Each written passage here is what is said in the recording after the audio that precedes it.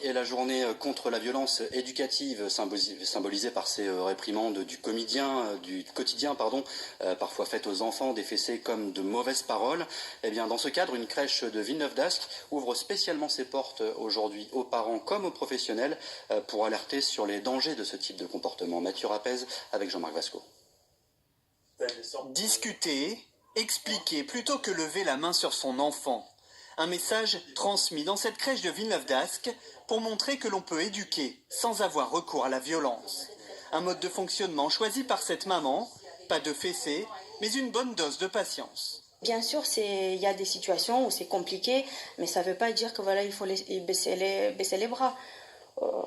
On se calme et oui, et on continue.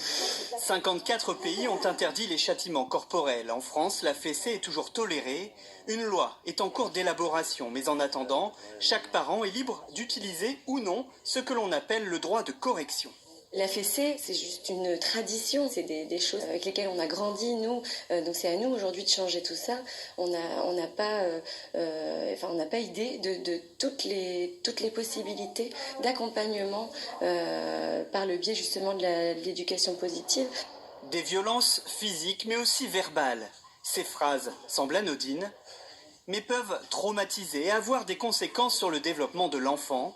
Pour l'éviter, le recours au dialogue est conseillé. On lui explique des règles, voilà, parce que tout n'est pas permis. Mais donc s'il n'est pas content, il y a de la frustration, mais en même temps la frustration c'est constructif aussi pour l'enfant. Donc s'il y a trop de frustration, on reste avec lui, on lui explique, on met des mots dessus. Et comme je dis, ça se finit généralement par un gros câlin. En France, on estime que 3/4 des enfants de moins de 5 ans ont déjà été frappés par leurs parents.